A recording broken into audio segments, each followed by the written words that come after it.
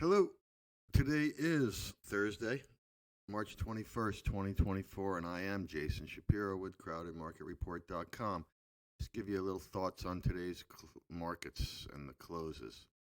The one thing that has struck me funny all day today is I've heard from so many sources like, oh, there's no follow through today. There's no follow through today.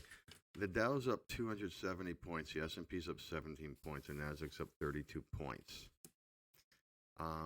I don't know what people want. The S&Ps were up 50 points yesterday. You just want to be up 50 points every single day, and you get to buy the open and just ride it. You know what I mean? The market gapped up today, right? So, I don't know what to say. It's on all-time highs again. It's still a bull market, all right? That's my first thought. Now, having said all that, I'm certainly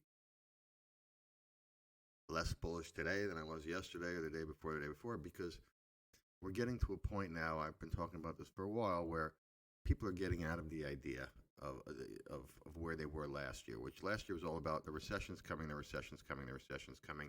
That's being thrown out the window, right? And now they are getting invested, right? They've been sitting way underinvested. They've been underperforming. They can't do it no more. And they can clearly justify putting money to work now because of what's going on. The Fed's keeping rates low, therefore assets are going up, and they can chase that. They're not necessarily chasing tech, but they're chasing everything else. Small caps, they've also outperformed today. Energy has been outperforming, and they're chasing that now instead because they can't get themselves to buy, these tech stocks at 500% higher than they were. And that's fine. And the point is, when I say I'm less bullish, it's like I wouldn't be shorting here, okay? Because you have to let them get this money to work, right? Let them buy all these laggards. That's what they're going to do. That's what people sitting on cash always do. They buy the laggards for the catch-up trade. And it may work for a little while, but it's going to come back to crush them. But let them do it. Let them get the money to work, right?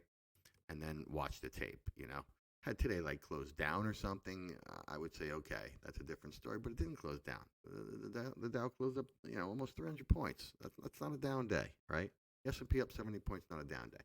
So that's my first comment for today.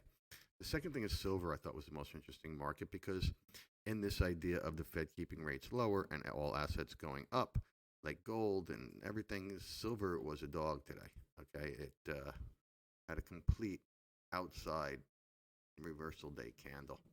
And I will be of the argument that the reason for that is the positioning is just too crowded, right, in silver. And this positioning chart I'm going to show you was as of last Tuesday.